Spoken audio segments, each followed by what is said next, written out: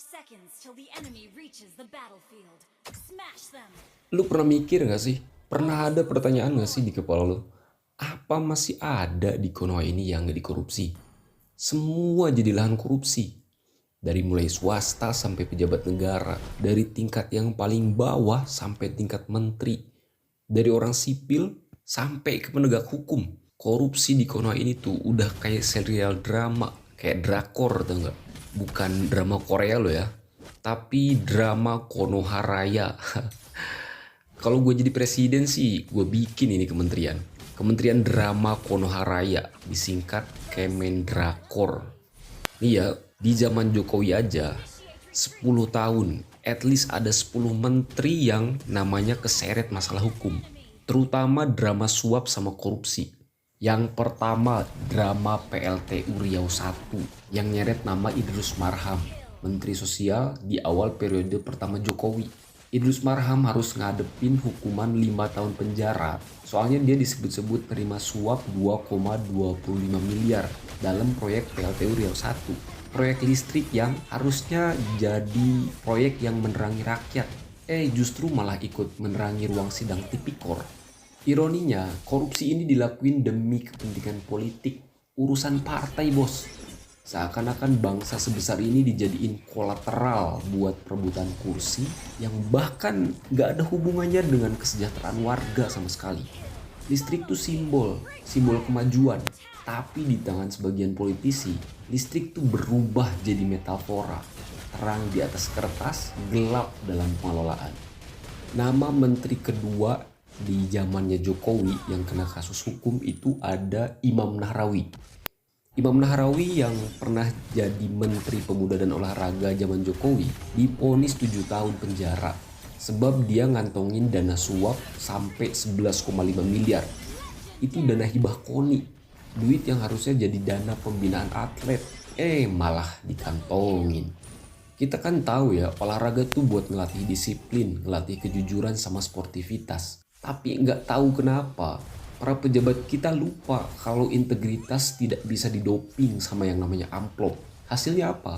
Olahraga jadi tontonan moral. Yang lari bukan para atlet, tapi malah uang negara. Dan itu pun dilarikan lah ya. Yang ketiga ada Edi Prabowo, Menteri Kelautan dan Perikanan, di drama suap benih lobster. Kasus ini bikin Edi Prabowo dijatuhi hukuman 9 tahun penjara. Soalnya dia nerima suap sampai 25,7 miliar.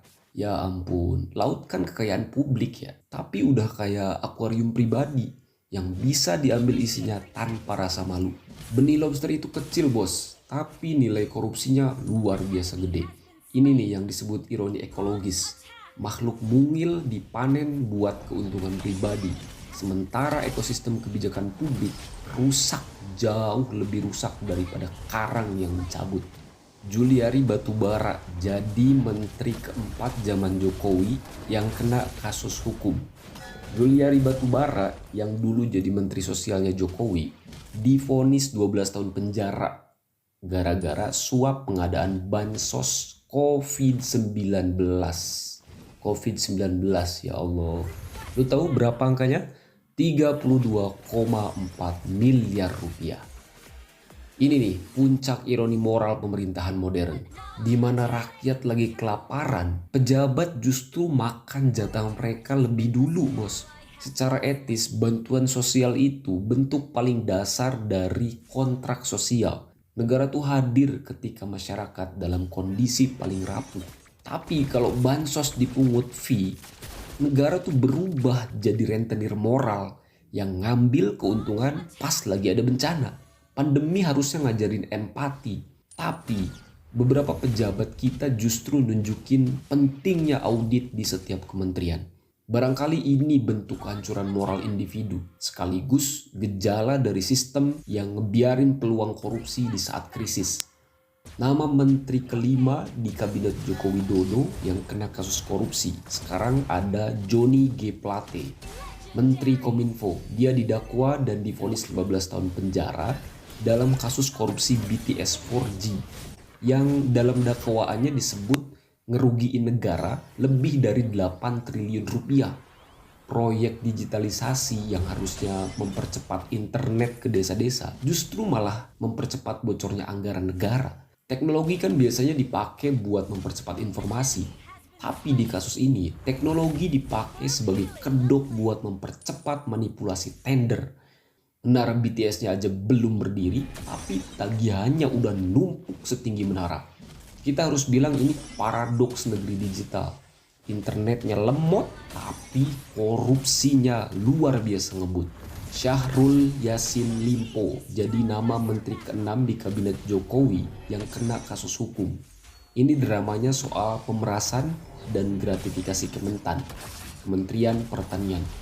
Syahrul Yassin Limpo dijatuhi hukuman 12 tahun penjara dan harus bayar uang pengganti 44,2 miliar rupiah. Menurut gua ini kasus paling absurd. Mulai dari setoran pejabat eselon, aliran dana buat skincare anak, honor biduan dangdut, cicilan Alphard, sampai durian musang king puluhan juta rupiah. Pejabat tuh pelayan rakyat kan, tapi kok kenapa justru rakyat yang malah melayani kebutuhan pribadi pejabat pakai anggaran pajak? Ketika durian bisa jadi kunci bukti gratifikasi, kita tahu bahwa negara sedang diperlakukan seperti kebun pribadi. Gue kadang bingung apa sih sebenarnya yang bikin pejabat ngerasa kalau anggaran negara itu dompet pribadi. Yang ketujuh, Menteri Jokowi ada Tom Lembong dalam drama dugaan korupsi impor gula di Kementerian Perdagangan era Joko Widodo. Tom Lembong ditetapkan sebagai tersangka sama Kejagung di kasus impor gula 2015. Tapi dia dapat abolisi setelah Presiden Prabowo ngajuin permohonan ke DPR. Kasus ini unik. Selain menyentuh ranah hukum, kasus ini juga menyentuh ranah politik. Secara legal emang ada dugaan kalau izin impor ini dikeluarin tanpa koordinasi antar kementerian. Dan secara politik, publik ngelihatnya sebagai benturan kepentingan antara kebijakan sama kekuasaan. Kalian tahu lah ya, setelah Tom Lembong berseberangan sama Jokowi, gak lama kemudian kasus ini muncul. Ya kalian bisa nilai sendiri kayak apa.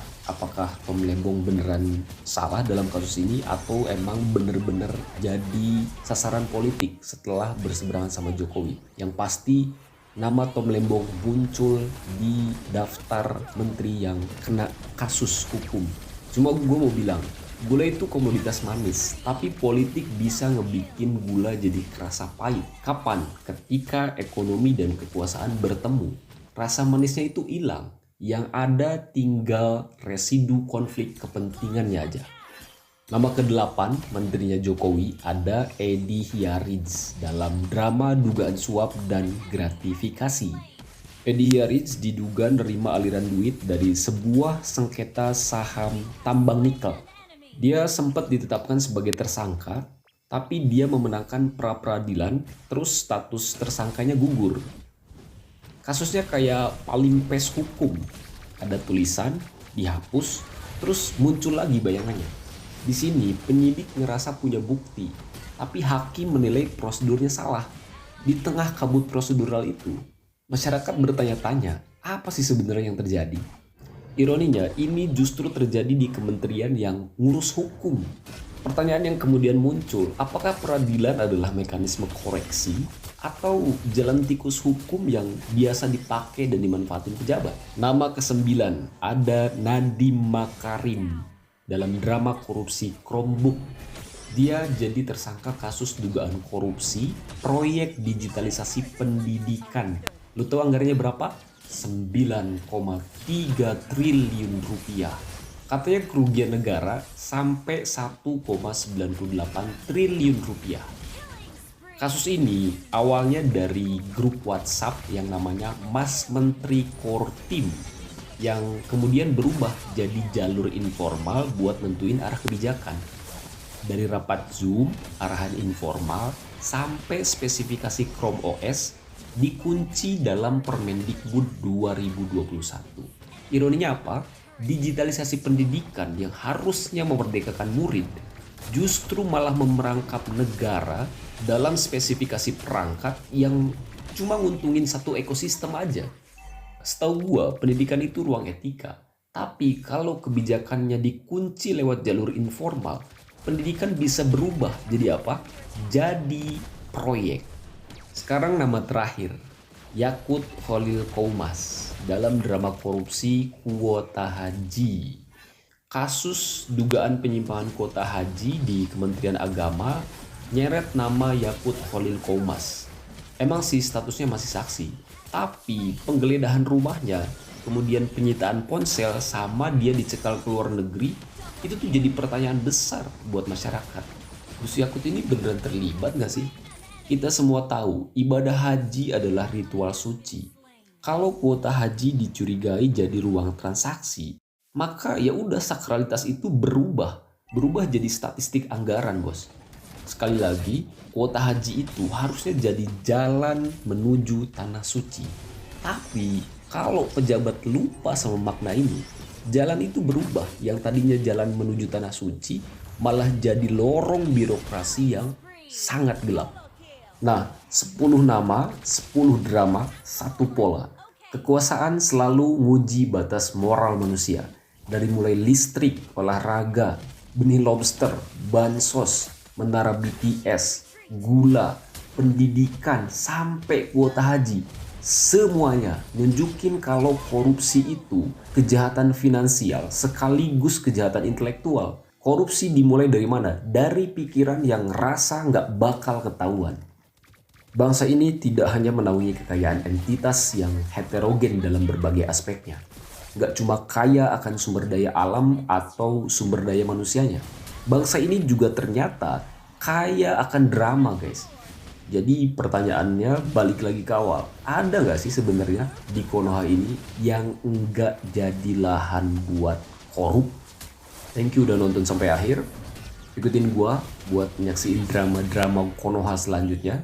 Laporan Kemendrakor dalam segmentasi korupsi kali ini gua akhiri. Wassalam.